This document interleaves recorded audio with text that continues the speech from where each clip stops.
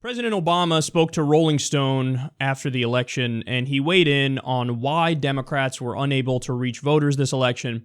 Here's his explanation. He says, "The challenge is people are getting 100 different visions of the world from 100 different outlets or 1,000 different outlets, and that is ramping up divisions. It's making people exaggerate or say what's most controversial or peddling in the most vicious of insults or lies because that attracts eyeballs. In this election, white working-class voters turned out in huge numbers for Trump, and I think that part of it has to do with our inability, our failure, to reach those voters effectively. Part of it is Fox News in every bar and restaurant in big chunks of the country, but part of it is also Democrats not working at a grassroots level, being in there, showing up, making arguments. That part of the critique of the Democratic Party is accurate. We spend a lot of time focused on international policy and national policy and less time being on the ground. And when we're on the ground, we do well." Okay, so that's partly true. Yes, Fox News is poison. It's toxic propaganda. They don't give a fuck about truth, and their whole purpose is Democrats evil, Republicans good, end of conversation. So that's partly true, and propaganda is effective. But there's also a whole nother aspect to it. Now, he touched on it here barely, but he didn't get into enough detail. So he said, yeah, okay, we weren't able to reach white working class voters. But, there's always a but. It's just because we're not out there enough. No, that's not it. In fact, the reality is TPP, Wall Street connections, corruption, the fact that you now represent the establishment. Look, when Obama ran, he ran on change.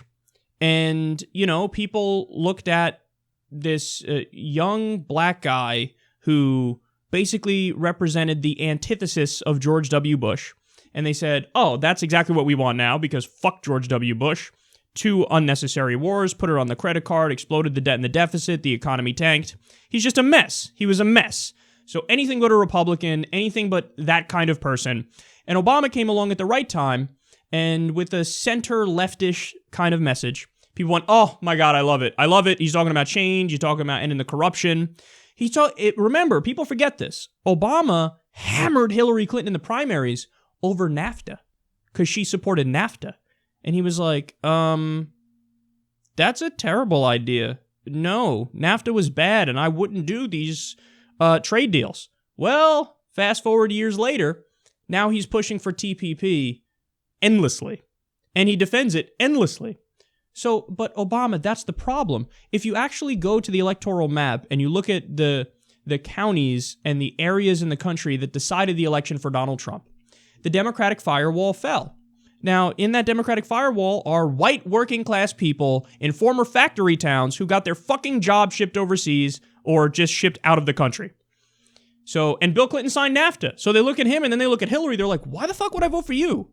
Whereas Trump, every speech, oh, I'm against TPP. Oh, NAFTA was horrible. Oh, crooked Hillary, crooked. She's corrupt. Look at the money she's taking from the politicians. So even though Trump, now that he's in there and he just fucking appointed Steve Mnuchin, a Goldman Sachs guy, to be Treasury Secretary. So even though he's in there, he's going back on everything he said. But his rhetoric on the campaign trail was more fucking populist than the Democrats. And that's what you're missing. It's not just that you're not out there. That's his criticism of Hillary Clinton. No, she wasn't out there making the argument enough. True, but what was the argument? What do you stand for? And you, Obama, went from talking about change, fundamental change, to now that you've been president, well, maybe incremental is the way to go. Maybe we take little steps here and there, and maybe that's as far as we can go, because maybe we have to be realistic about the system. This was his attack on Bernie Sanders. This is what he said about Bernie Sanders. Well, he doesn't understand the reality of what it's really like to be in this office, where obviously you have to cave to Republicans all the time and give Wall Street what they want, at least some of the time. Well, that's why you lost, because you and Hillary Clinton, remember, when Donald Trump was out arguing Make America Great Again, what was their counterpoint? America's already great. Is that something that's going to resonate with the guy who just lost his factory job? He's been unemployed for a while. It's hard for him to afford fucking Christmas presents for his kids. Is that a message? Oh, we're already great. Wonderful. Well, I don't feel fucking great. No, you have to attack You have to talk about the issues that affect people's lives, and you forgot about that. You know, you guys went out there and it was cliches and platitudes. He stands for hate. We stand for love. Stronger together, break down the barriers, vague platitudes and cliches. Vote for us so we can do more establishment garbage.